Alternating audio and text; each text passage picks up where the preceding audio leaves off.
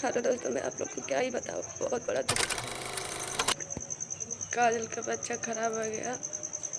मैं आंटी के पास कॉल की थी। आंटी बताने लगी और रोने भी लगी है कि हम लोगों को एक लापरवाही से काजल का बच्चा आज खराब हो गया। बोल रही है इसमें हमारी कोई गलती नहीं है, वो अपने मन की कर रही थी, अपना काम खुद बिगाड़ लिया। इसमें हम लोग का इल्ज़ाम आ रहा है कि मतलब हम ही लोग किए। और एक काजल की मौसी आ गई है, अब आ गई हैं, ठीक है, अपनी बच्ची का देखभाल करेंगी, लेकिन ये मत सब लोग करिए कि मतलब तुम्हारे वजह से हुआ, तुम्हारे वजह से हुआ, तुम्हें मत करिए। आप लोग जैसे आई हैं वैसे अपनी बच्ची का देखभाल करेंगी, उन्हें करने दीजिए। बेचारी उस पर क्या बीत रही होगी, जो माँ बनने वाली थी, क्षण भर में उसके हाथ से एक बच्चा छिन गया।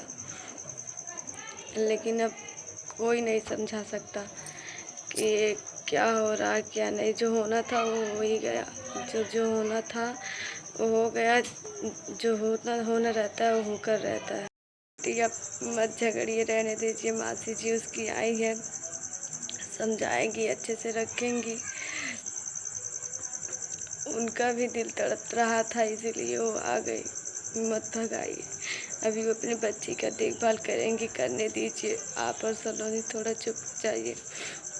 वो बेचारी माँ बनने वाली थी, उस पर क्या बीत रही होगी। आप भी एक माँ है सहिता आंटी, प्लीज़ उससे समझने की कोशिश करिए और बोल दीजिए कि सलोनी इसमें ना पड़े। उसका तबीयत खराब है, फिर से तबीयत खराब हो जाएगा तो बहुत बड़ी दिक्कत हो जाएगी।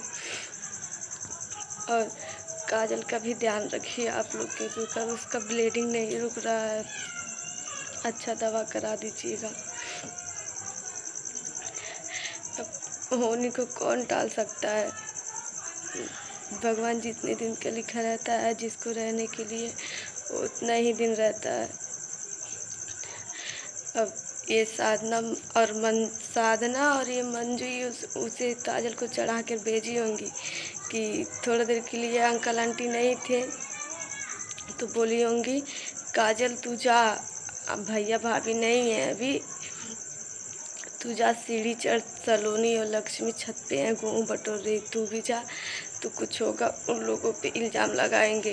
ये साधना मंजू का सब करा धरा है, वही लोग उसे चढ़ा पड़ा के भेजी हैं, हमें सब मालूम है, क्योंकि वो लोग यही चाहती थी पहले से ही खराब हो जाएगा, ये हो जाएगा। वही लोग ये सब पाखंड रचती थी और कोई कुछ नहीं कहता था।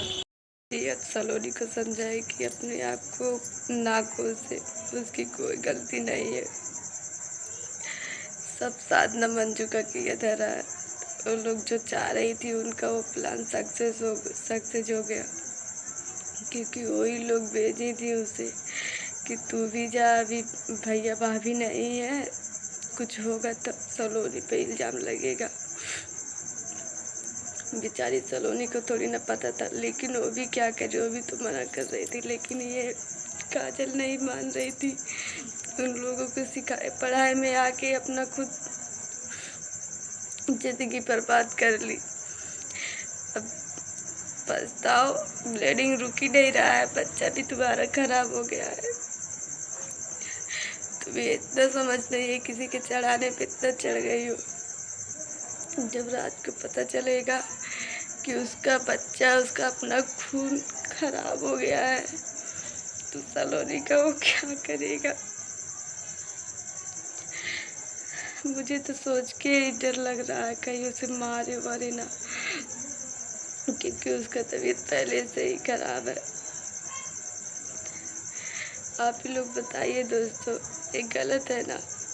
इतना नहीं किसी को चढ़ाया जाता है, किसी के खिलाफ मतलब जाए भड़का दे तो वही काम करे। आंटी जी आज लेकिन आप चुप रहिएगा, मेरी आपसे यही निवेदन है। उसकी मासी आई है, उसे समझाएंगी, बेचारी वो भी मासी माँ ही जैसी होती है। समझाएंगी, पूछेंगी किसके वजह से हुए, किसके वजह से नहीं, तो ज़रूर बताएगी। तो काजल की मौसी तो बताएंगी आप लोगों से ना कि कैसे हुए कैसे नहीं। मेरा भी आने का वहाँ पे बहुत मन है। सलोनी का तबीयत खराब हुआ है, काजल का तबीयत खराब हुआ है, तो मेरा भी बहुत मन किया आने को, लेकिन मैं क्या बताऊँ आंटी जी, आप ही मना किए कि मत आना मेरे घर अब। लेकिन मैं आऊँगी आंटी, आप कुछ भी करिए, लेकिन मैं आपसे मिलने ज़रूर आऊँगी, सलोनी से भी मिलने आऊँगी। ये सब कुछ भी कहें, क्या हुआ, कुछ भी कहेंगे, थोड़ा सुन लेंगे तो घट नहीं जाएंगे, मेरा शरीर कट नहीं जाएगा। लेकिन मैं आप लोगों से मिलने ज़रूर आऊँगी। आप मना मत करिएगा, मैं एक बार कॉल करूँगी। कॉल करती हूँ आंटी जी के पास, तो एक बार दो बार में नहीं उठाती, तीसरे बार में उठा लेती है, लेकिन बोलते हैं कि किसी काम में बिजी थे। मुझे कोई फ़र्क नहीं पड़ता, चाहे उठाइए या ना उठाइए, मुझे आपसे कुछ नहीं चाहिए, बस मैं आपसे मिलने ज़रूर आऊँगी आंटी जी, प्लीज़ मना मत करिएगा। जब मैं करके पूछूँगी तो आंटी जी मैं आऊँगी जब, तो सबसे पहले आपसे मिलूँगी ही, लेकिन मैं काजल को समझाऊँगी कि किसी के बात में आकर अपना नुकसान कभी ना करे। ये समझाना उसको बहुत ज़रूरी है।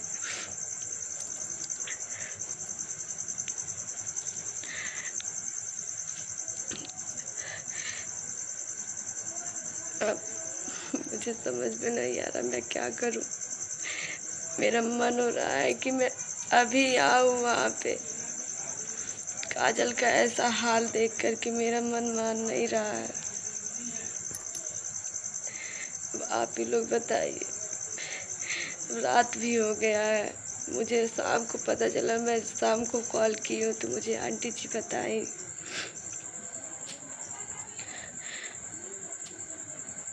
कल या परसों में ज़रूर जाऊंगी, देखूंगी कि क्या हाल है काजल की। काजल की तबीयत खराब हो गया, सलोनी टेंशन की, सलोनी का तबीयत खराब हो गया। अब आंटी जी भी, आप भी ना टेंशन करिएगा, नहीं तो आपका भी तबीयत खराब हो जाएगा तो कौन देखेगा उन दोनों को। आप ही तो हैं एक उन दोनों का सहारा। ये काजल तो बिना पैनी की लोटा है, कभी अपनी मासी की तरफ हो जाती है, कभी आपकी तरफ हो जाती है। इसका तो समझ में नहीं आया। इसी गलती की वजह से देखिए आज उसके साथ क्या हो गया। इसीलिए कहते हैं एक एक जगह पे रहो, जहाँ रहो बढ़िया से रहो, अपना देखभाल करो।